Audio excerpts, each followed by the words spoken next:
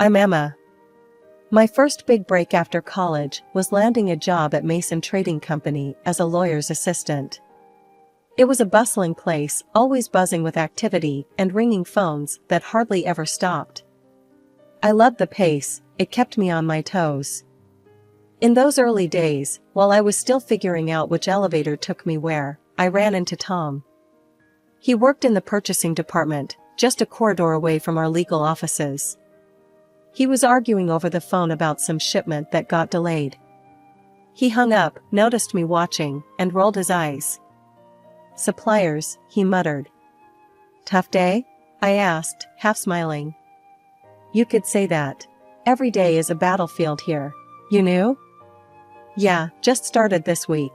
I'm Emma." "Tom. Welcome to the madness. Don't let the chaos scare you off." We started having lunch together, mostly because it was easier to navigate the huge cafeteria with someone who knew the place. Tom was easy to talk to, had a sharp wit, and wasn't shy about saying exactly what he thought. One lunch turned into many, and soon, those lunches turned into after-work drinks. Our conversations ranged from mundane work stuff to more personal topics. I learned he was an only child, adored by his mother, but constantly nagged for not living up to his potential, whatever that meant.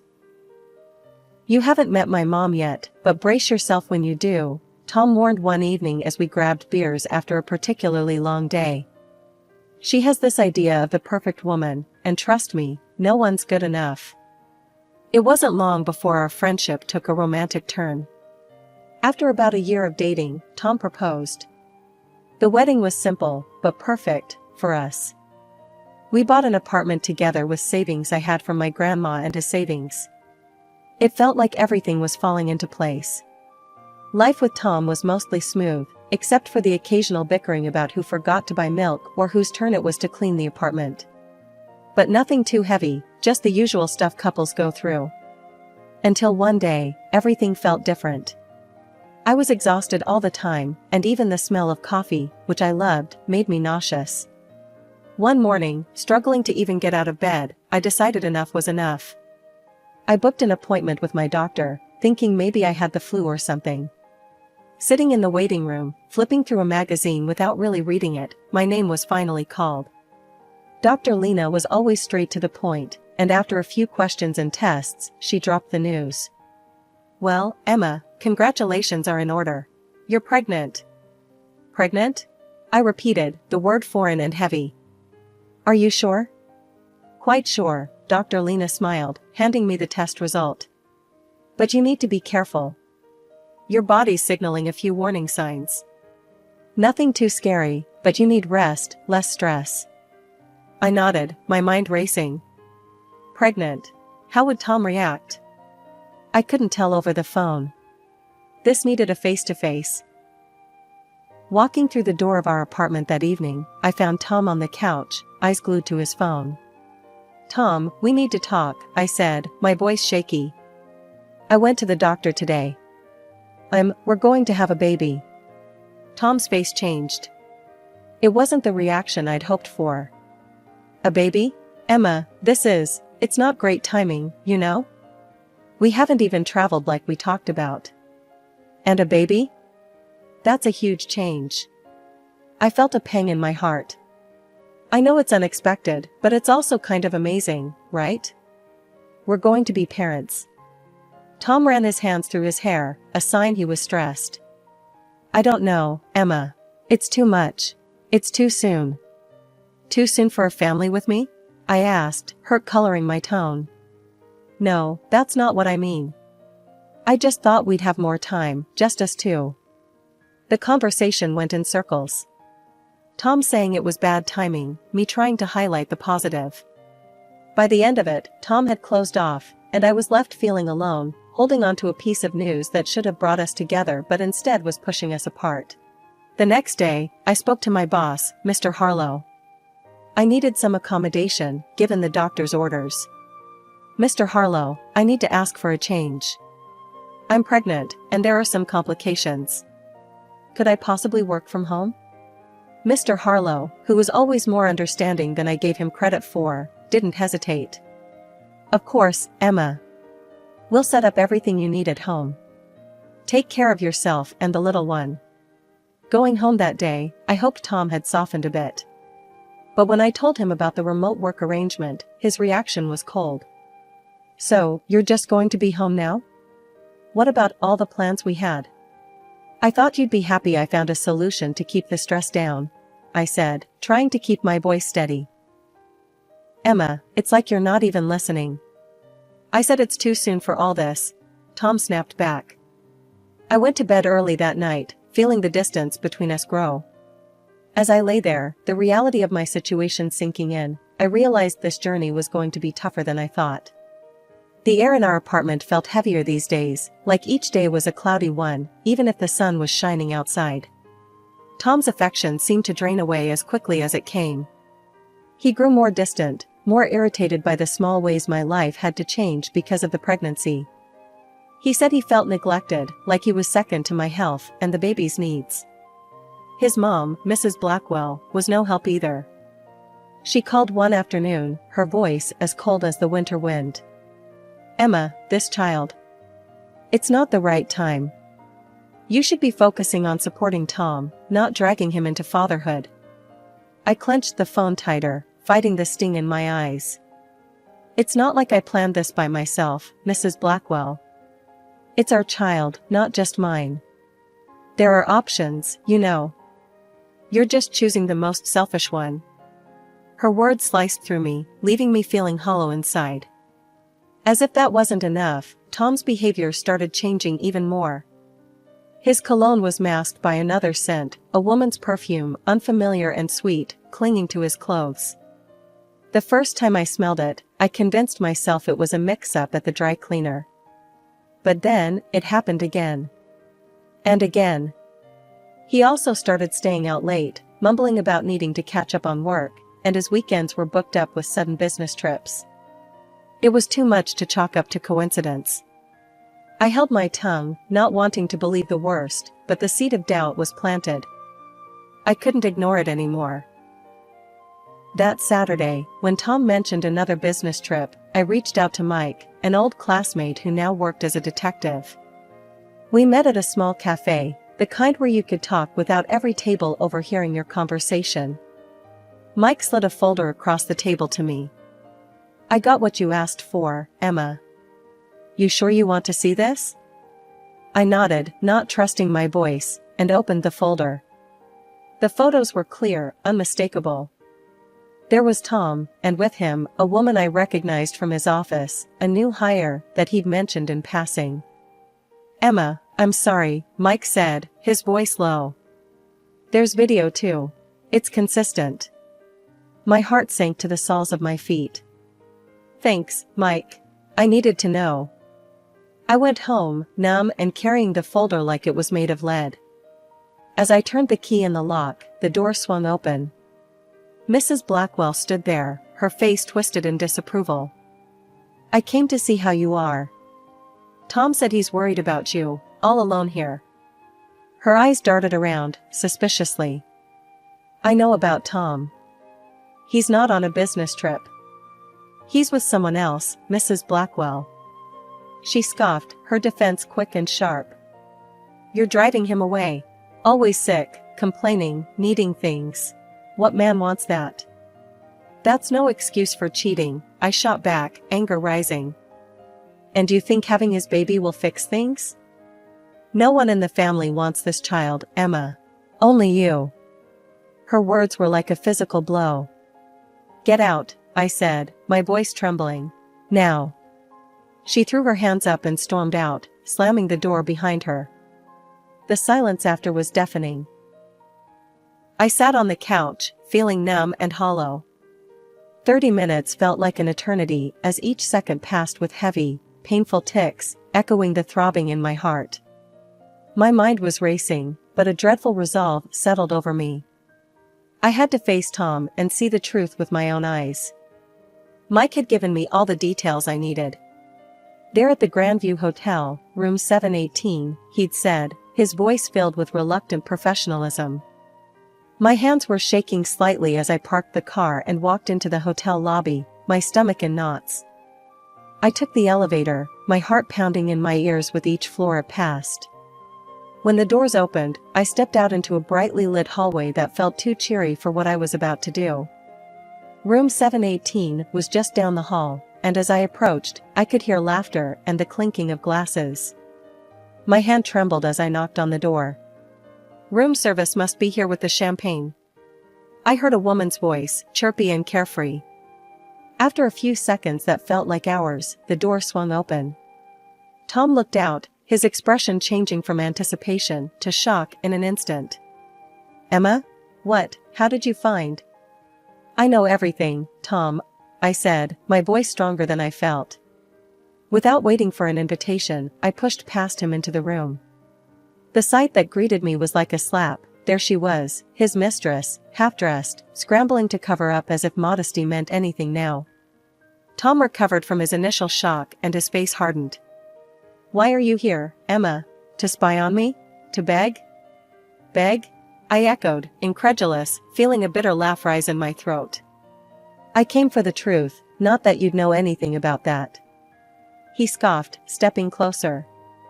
"You want the truth? Here it is. I'm not happy with you anymore. You're always so wrapped up in yourself and this baby." His mistress, now somewhat dressed, smirked and added, "Maybe if you paid more attention to him, he wouldn't be with me." Her words stung, but it was his agreement, the nod he gave her, that twisted the knife deeper. "Yeah, you should be thanking us. We're just waiting for your baby to be born.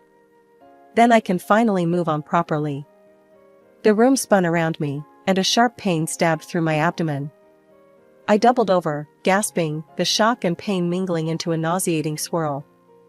"Tom, I think something's wrong," I managed to say, my voice a whisper of desperation. "Please, call an ambulance." He and his mistress exchanged a look, a quick, dismissive glance, and then he turned back to me. "You're probably just overreacting, like always." They dressed quickly, stepping over me as if I were just another obstacle in their path. The last thing I saw before darkness claimed me was the closing door, the click of it shutting echoing ominously in the cold, empty room. I woke up to the gentle, yet urgent, voice of a maid trying to rouse me.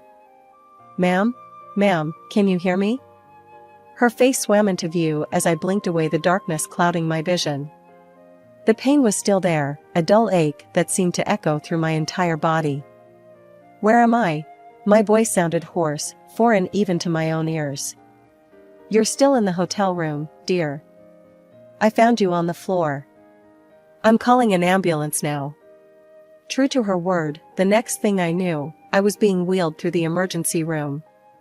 The hospital lights were harsh, blinding, as nurses and doctors swarmed around, their voices a cacophony of concern that I could barely comprehend. They asked questions, too many questions, but all I could think about was the betrayal and the pain. Tom never showed up at the hospital. Neither did his mother. Calls went unanswered, their silence more painful than any physical wound. By the time the doctor came with the news that I had lost the baby, the grief was so heavy, so overwhelming, it was all I could do not to scream. The loss was not just a personal tragedy, it felt like an injustice, one that Tom, his mistress, and his mother had a hand in. They had abandoned me, left me alone at my most vulnerable. The bitterness and anger stewed inside me, brewing a storm. After what felt like an eternity, the hospital discharged me. I drove straight to our apartment and began packing Tom's things. Each shirt I folded, each sock I threw into the box, was a severance, a cutting of ties. With his belongings piled in the trunk of my car, I drove to Mrs. Blackwell's house. I didn't bother with niceties. I unloaded his things right in the driveway, letting them fall wherever they may. I didn't knock, I just walked in. Mrs. Blackwell was sitting in the living room, a look of resignation on her face. She knew why I was there. "Emma," she started, her tone weary, "you should just leave. Take what dignity you have left." "Dignity?" I laughed, but there was no humor in it. "You think I came here for a lecture on dignity from you? He's my son. I stand by him. And he will be better off without you," she said bluntly. He has excellent lawyers. You'll only embarrass yourself. At that, something snapped inside me. Do you even care that your grandchild is gone? That your son left me alone in a hotel room to lose his child? Her eyes flickered away, unable to meet mine. It's a tough situation. It's done, Emma. I stepped closer, my voice low and steady. How did you feel, as a mother, knowing what happened? Knowing your grandchild was lost? She didn't answer, just looked away, a crack in her composed facade. I will see your son in court, I said, the words heavy with promise. You can tell him that. Turning on my heel, I left her sitting there, alone with the weight of her choices. As I walked back to my car, the cool air felt sharp against my skin, but my path had never been clearer. I would fight. Not just for me, but for the life that was lost, and for the truth that needed seeing the light of day. Stepping into the courthouse, I felt every eye on me, or maybe it was just the weight of what was about to happen pressing down.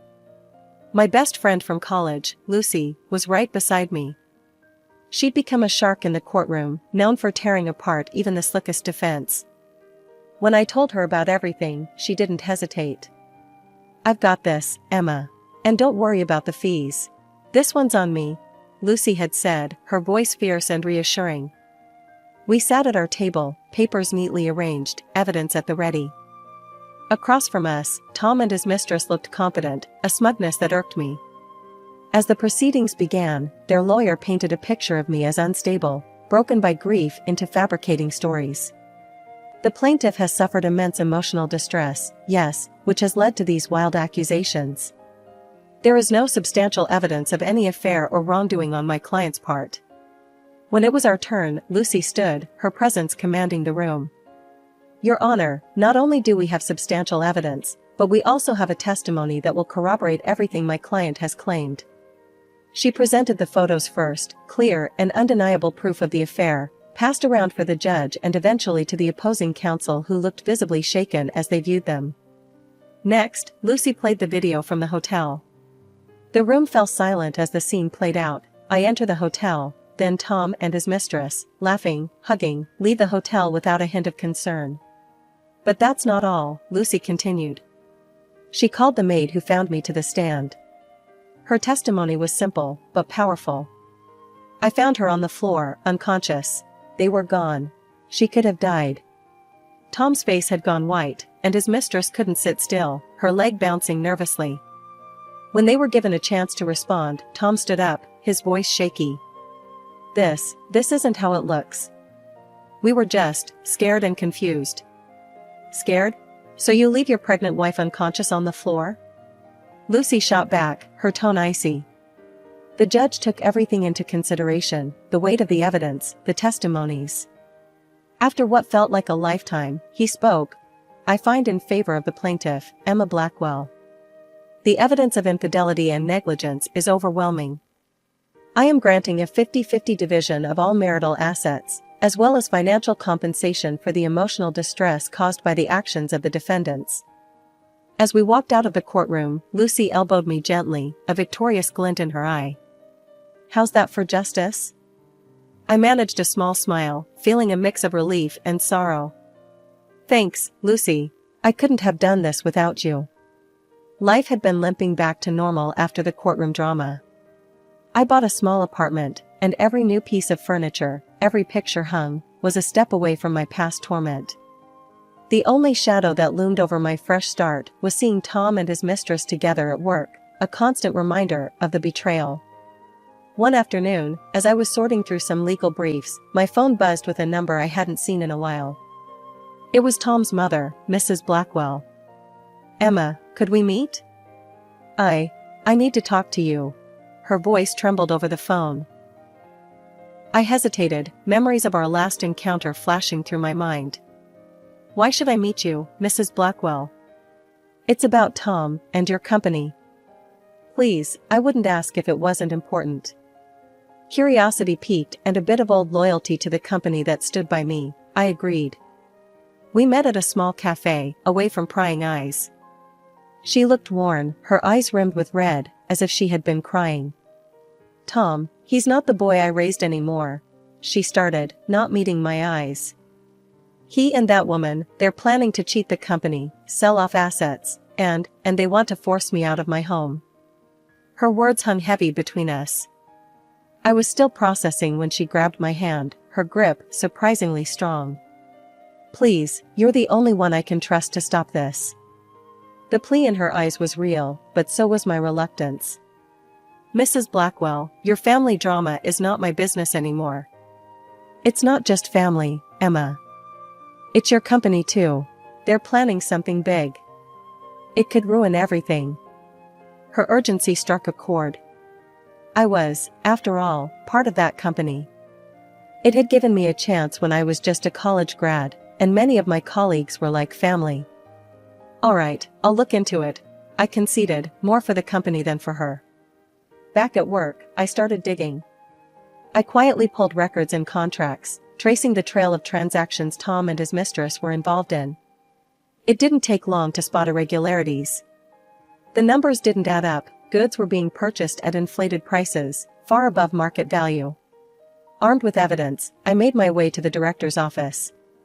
Laying the documents on his desk, I watched his eyes narrow as he scanned the evidence.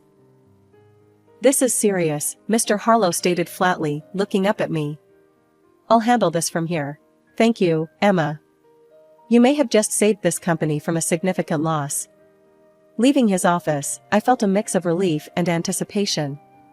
Walking past Tom and his mistress, I caught snippets of their mocking laughter. I couldn't help but smile to myself. Justice had a way of finding its path, no matter how twisted the road might be. After exposing Tom and his mistress, a full-scale investigation rippled through the company. As it unfolded, I was often called to testify, detailing every discrepancy and irregular transaction I had uncovered.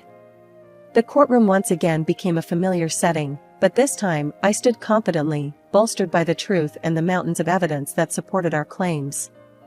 The legal battles were intense and draining. Tom and his mistress faced the consequences head-on. The company, having suffered significant potential losses, pursued justice relentlessly, culminating in a multi-million-dollar lawsuit against the duo. The verdict was as expected, guilty. The court's decision barred them from holding any senior positions in the future, a fitting end to their corporate malfeasance. Amidst the chaos, my own career took a surprising but welcome turn. The company recognized my efforts and promoted me to a senior lawyer, an acknowledgement that came with a significant award. One quiet afternoon, as I was organizing files in my new office, a spacious room with a view of the city skyline, my phone rang. The screen displayed a number I hadn't seen in a long while. Mrs. Blackwell. Emma, it's me, her voice came through, tinged with humility, a stark contrast to our last encounters. I wanted to thank you for saving my home from being sold out from under me. Her gratitude was genuine, and despite everything, I felt a twinge of sympathy for her. You're welcome. I did what I felt was right.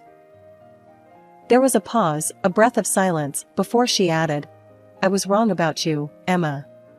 So very wrong. I used to think you didn't deserve my son, but I've come to realize it was he who didn't deserve you. Her words, unexpected and raw, took me by surprise. Thank you for saying that.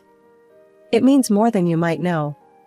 Could we meet? I'd like to apologize properly, face to face, she suggested, a hint of hope in her tone.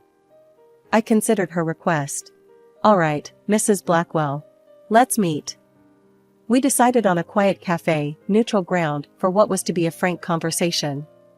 Sitting across from her, I saw the changes the months had wrought on her. Gone was the haughty demeanor, replaced by a somber reflectiveness. Emma, I'm sorry for everything.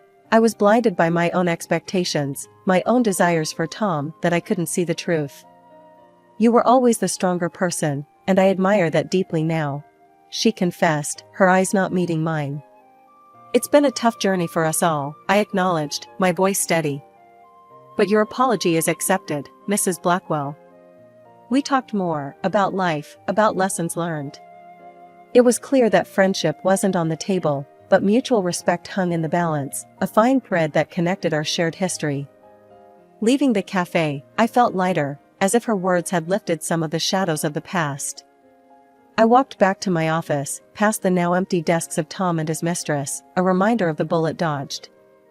Their laughter no longer echoed through the halls. Instead, my own steps sounded a steady beat towards the future.